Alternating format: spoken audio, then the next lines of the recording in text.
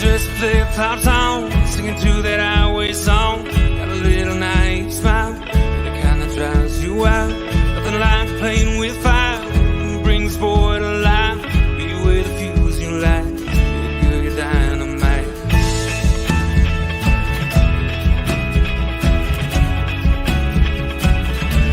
Made my day when you walked and sat down beside me, whispered with your eyes, let's go. You made me say what's your name, girl, you're lonely. Can I call you if I ever go down this road? And I can't seem to find the things I want to say. Pine tar, side eyes, fat boys, walk-offs, and of all things, coaches' boxes. All on today's 1420 in the morning. Let's get into her.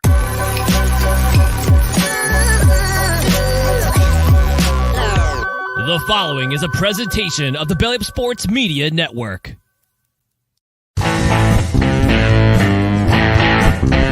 1420 in the morning, 14 minutes and 20 seconds where the sports talk to get you through your daily commute. Hot takes, recaps, best bets, and a little humor to get your day going in the right direction. Sit back, grab your coffee, and let's get into it. All right, 1420 in the morning for this 18th day of May, 2023. Today's show was brought to you by SeatGeek and SeatGeek.com. Use promo code 1420POD at SeatGeek.com today and save yourself $20 on your first purchase of your baseball tickets, football tickets for the upcoming season, concert, show, whatever you want to go to. SeatGeek's got it all. Remember, we are part of the Belly Up Media Network. Make sure you go to BellyUp.com and check out some great articles and the other podcasts that are available on the Belly Up Media Network. And as always, thank you very much for making us a part of your day each and every day here on YouTube and Facebook Live. We appreciate all the support we get on a daily basis. Anyways, she looks like we got a good old-fashioned rivalry on our hands in Major League Baseball. There looks like there's a genuine disdain between the well, it's more of a one-way thing, I think, right now, but there looks like there's a genuine disdain that the Toronto Blue Jays and their players and their coaching staff has for New York Yankees. I just joined the long list of people who don't like the Yankees for reasons unbeknownst to me. As you guys know, I'm a bit of a Yankee hugger. When I say hugger, a Yankee fanatic, I guess one way of putting it. But anyways, that there's a definite disdain that's been shown throughout this week of the series at the Rogers Center in Toronto. The Yankees have won the first two games of the series. They gave up the walk-off last night. We'll get into that in half a second, but it's been great baseball so far. But the on the field, off the field kind of stuff has taken the focus away from the game a little bit. It's added to the game of baseball, added to these games, and rivalries are great in any sport, no matter what. It's there's something going on there. There's no getting around that. From the side-eye look that the Judge had the other night, which turned out to be a nothing thing whatsoever, as was first reported here on 1420 in the morning, that Jackson was probably tipping his pitches, and that's what happened. Because there is pitch calm and everything else, I'm the one who brought it to you first, and it was reported by Ken Rosenthal a day later when he did actually talk to Jackson, and Jackson did admit to tipping his pitches. So that whole thing was a nothing burger at all. Nothing happened at all with that situation. You go to Alek Manoah over the offseason. He was talking about the biggest cheater in baseball being Garrett Cole, and in the sticky stuff situation, the biggest cheater in baseball isn't Garrett Cole. It's actually Domingo Germán. We'll get to that idiot in half a second too. So there's that situation with Manoah and him not pitching so well, and him doubling down on his talks about the Blue Jays and about the Blue Jays pitching staff, or the Yankees pitching staff with Garrett Cole and him not being a fan. And then you definitely goes back to Vladdy Guerrero earlier this season. He was asked if he would ever sign with the New York Yankees, and he said no. It stems back to a 2004 situation when George Steinbrenner reneged on a contract situation that he had with his father, Vladdy Sr. Steinbrenner decided to go with Gary Sheffield instead in 2004, and the rest is history. And to this day, Vladdy Jr. has a disdain for the Yankees, a la Ken Griffey Jr. back in the 90s when he said he would never sign with the Yankees. There was a racist undertones with the Yankees back then with Ken Griffey Jr. So it's one of those things you got. Then you have the situation with which I think is the most ridiculous thing I've seen in a long time. I've been around baseball for 40 some years, and then with the Jays manager Schneider doubling down on his talk about the Yankees cheating the other night, stealing signs, everything else, and blaming the coaches not being in the coaches' boxes, which is the most ridiculous thing. Coaches are never in the coaches' boxes. It's stupid to think that's the reason why Judge hit that home run. It was because the pitch tipping had nothing to do with the positioning of the coaches. The coaches are never in coaches' boxes, but for Schneider to double down on that and say that's the reason why that home run was hit is ridiculous to me. It's a dumb statement that should never have been made. Anyways, and then you seen the screenshots. It was quite funny. You seen where the Jays pitching coach or base coaches were sitting and standing on the field, and it was the same situation that the Yankees guys were doing. So then they had to reposition themselves. It's all about angles and dangles and everything else is how that all works out. So it's kind of funny how that it's all quite funny that's the way it all turned out with that situation.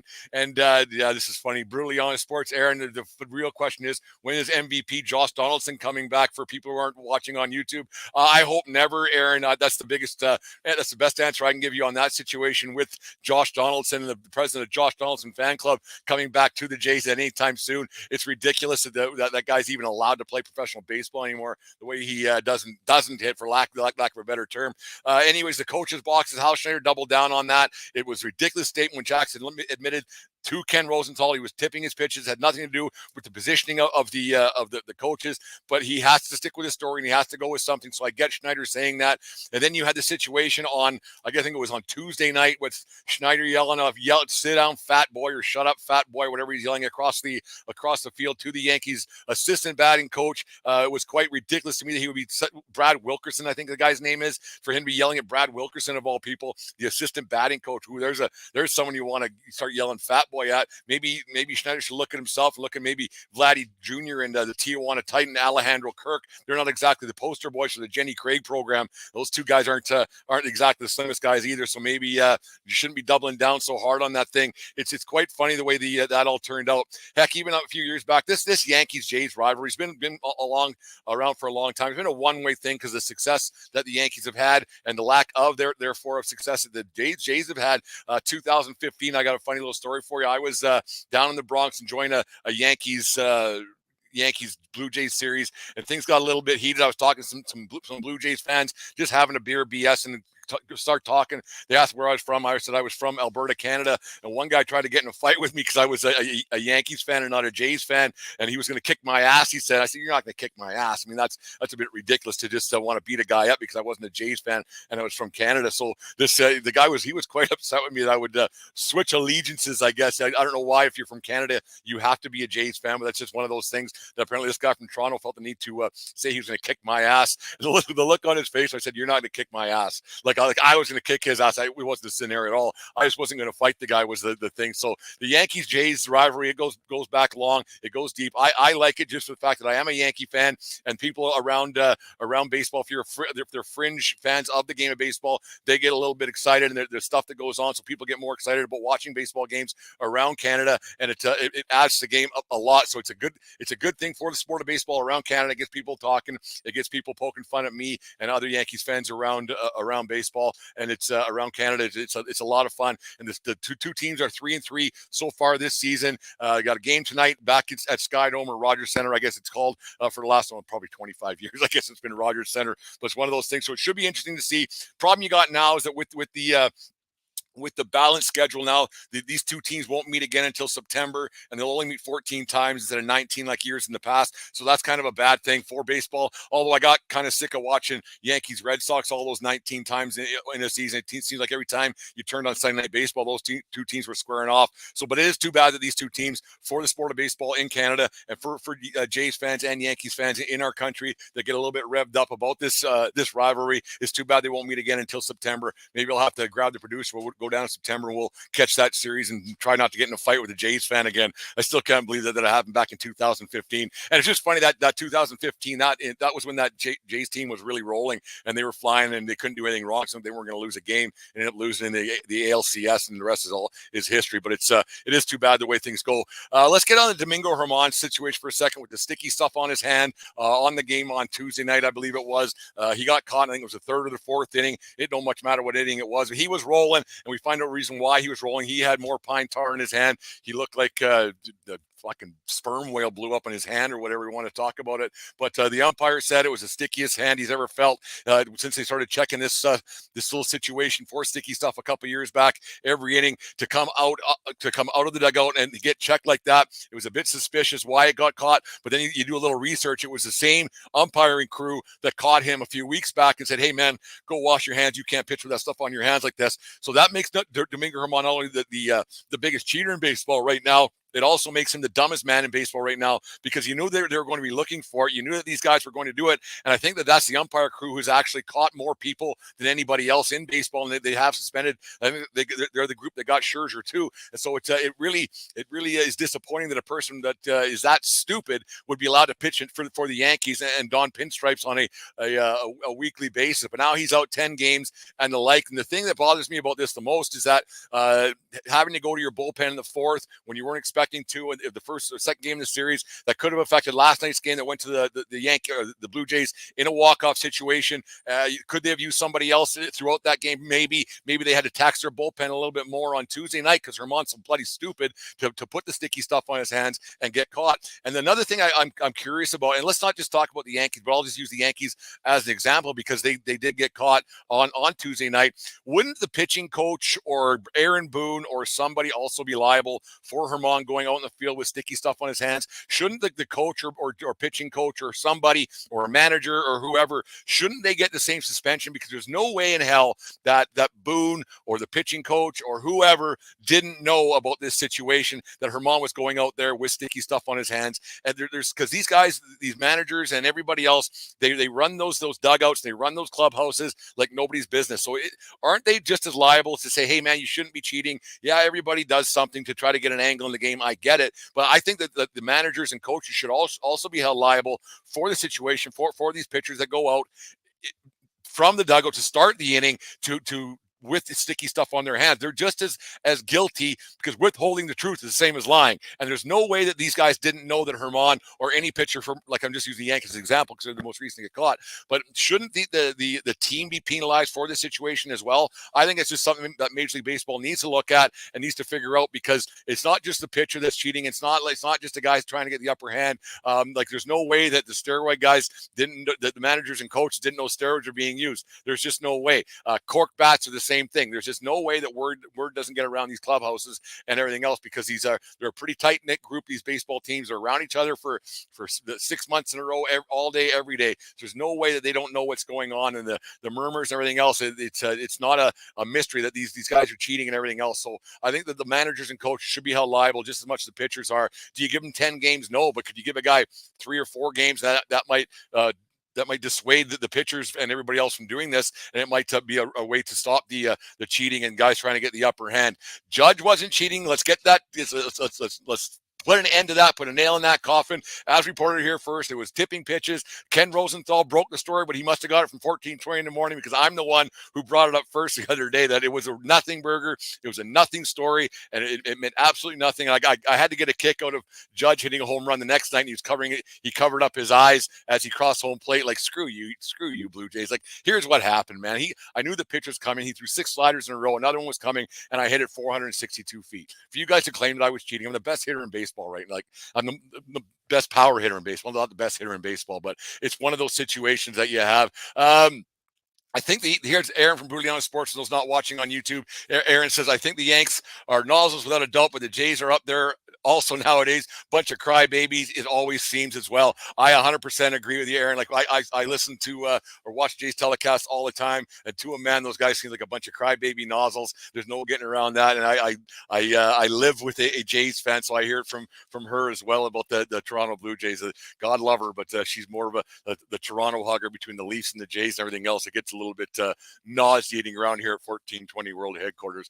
Anyways, there's my rant of the day. It's brought to you by SeatGeek and SeatGeek app. Use promo code 1420pod at SeatGeek.com today for the rant of the day, and save yourself $20. Make sure Germán, he's an idiot, the dumbest guy in baseball. Anyways, what do we got for birthdays? And on this day in 1990, Cubs second baseman Ryne Sandberg commits an error in the Cubs 7-0 win over the Houston Astros in front of 22,972 people at the Houston Astrodome.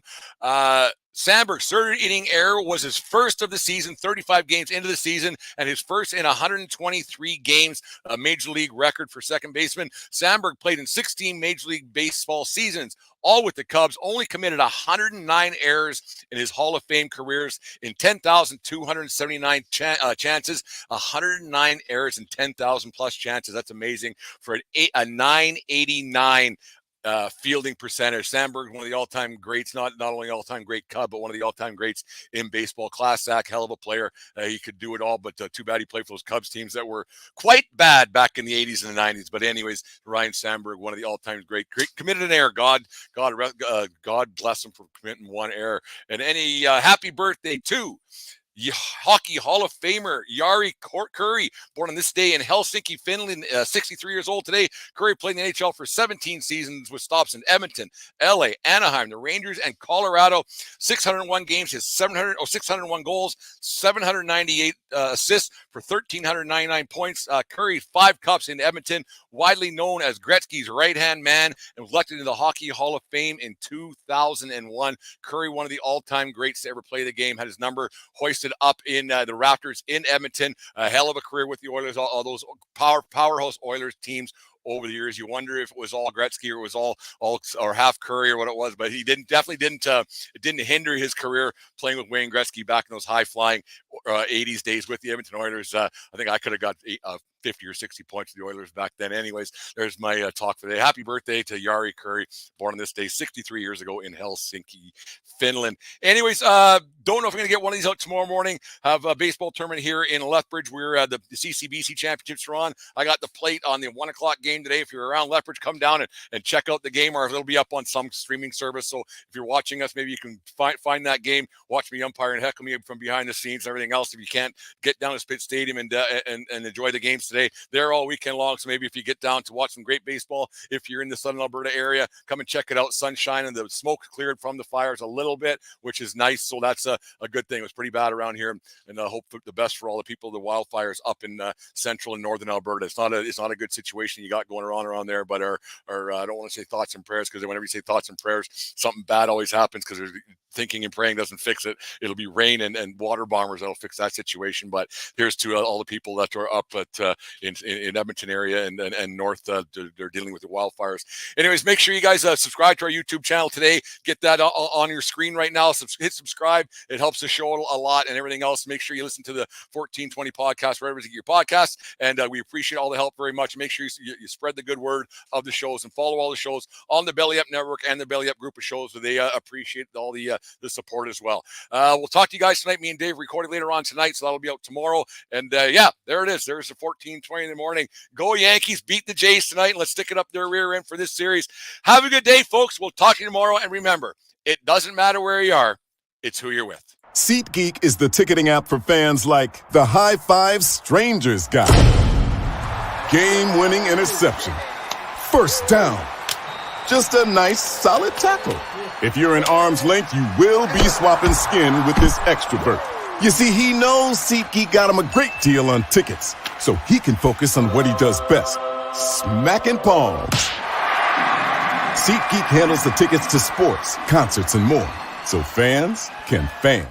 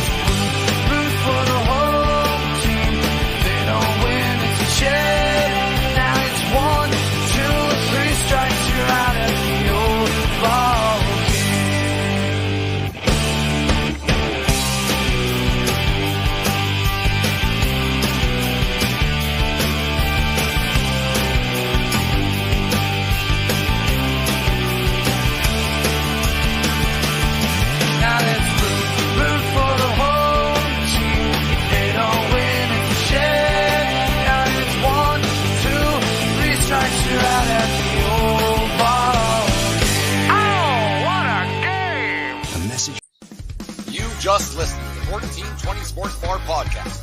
4 beer with the sports talk and a whole lot more. We are part of the Belly Up Media Network.